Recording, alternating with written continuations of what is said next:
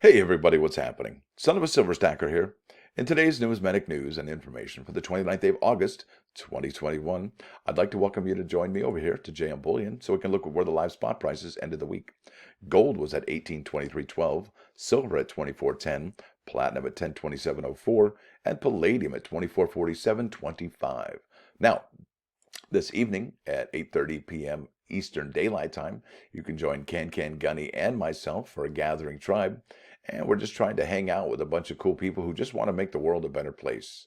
And tonight's guest is you. So we'd like to welcome you onto the live stream where you can tell us a little bit about yourself, maybe possibly where you're from, what you're all about, what you collect.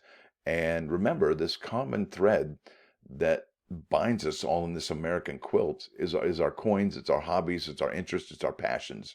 And we want to find out those passions from you. What makes you um, you? Okay. Now, over here to Coin World, there's an article published on August 27 at 2021 at 8 a.m. by Paul Gilkes. And the title of the article is Mint Officials Identify Scope of Bots in Online Sales. Now, it says here, before the U.S. Mint was able to recently implement these modifications to the Bureau's website to stifle cyber attacks during limited edition product releases, 60% of the online traffic was from users employing electronic scripts for bots to circumvent household ordering restrictions, according to Kurt Gillis, Deputy Associate Director for Sales and Marketing at the Mint.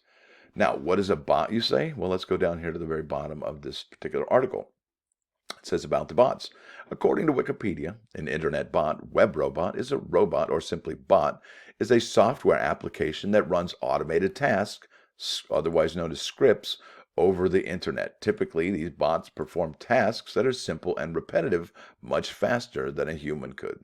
New conditions were imposed July 15th by the U.S. Mint on participants in its authorized bulk purchase program designed to prevent their circumventing the Mint's order limits through the use of these automated web robots or other methods. So would you check that out?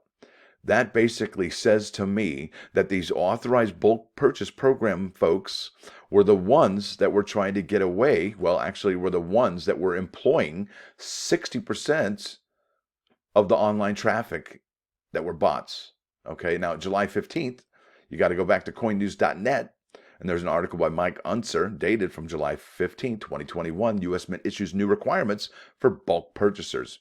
Wow. So they clearly knew at this point who it was, what they were doing, how they were doing it, and the scope of it, right? The 60%. They knew exactly what was going on. And they said, if you keep doing this, we're going to ban you for 2 years. 2 years. It says so right here at the bottom. Further, if a company with numismatic bulk purchase program status violates this strict prohibition, this a new prohibition right here in these 5 bullet points, against circumvention of any Mint product or order limit, the U.S. Mint reserves the right to disregard the company's annual purchase levels for the relevant 2 consecutive years for the purposes of entry into the authorized bulk purchase program. Gotcha. And what's funny is, I don't know if they booted any of these particular companies, but I would doubt it, only because they had to come up with these new rules, right? Now, these rules may have not been in the old rules for this new program, and that's why they had to update them, and that's probably why they hadn't booted anybody out of this program yet, because number one, it's new. Maybe they didn't know they could do this. Maybe it was unethical, but it wasn't against the rules, right? So definitely against the rules now because they got caught doing it. That's incredible, isn't it?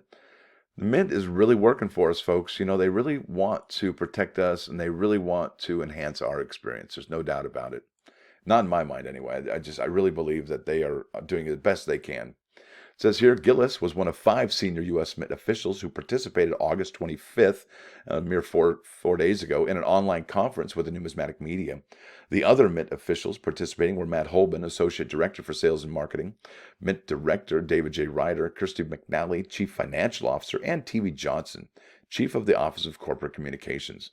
Officials share details of what the Mint is doing to more widely distribute limited numismatic products. Actions include employing integrated software packages to streamline the ordering experience. Wow. Isn't that something, folks?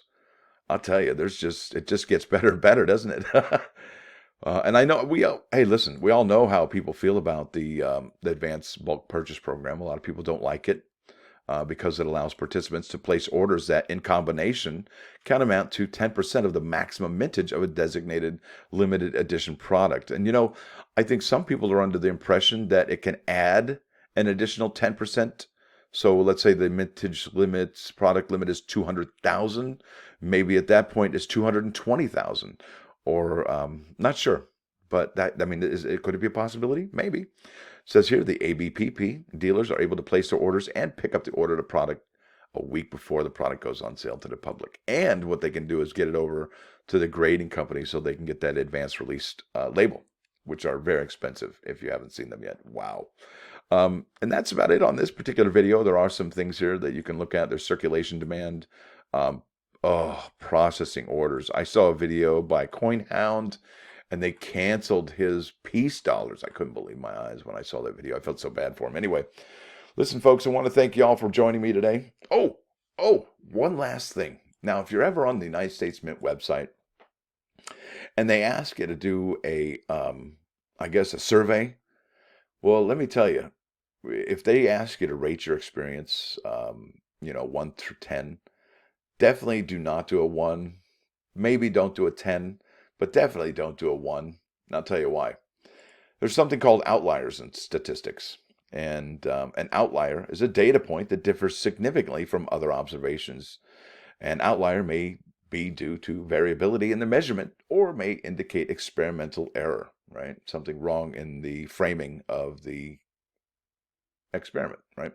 Or it says here the latter are sometimes excluded from the data set, meaning they're going to throw your answer out, and because an outlier can cause serious problems in the statistical analyses. And there you go. Don't be an outlier. Make sure you temper your response, just like in anything, right? Don't be so extreme one way or the other. I think if you just get on the other side of 5, I think they get the message loud and clear.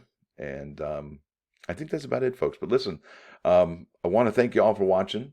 Thanks for dropping by. Don't forget to hit the like button. And if you do like what you hear and see, please subscribe to the channel. It's free. Son of a Silver Stacker, out.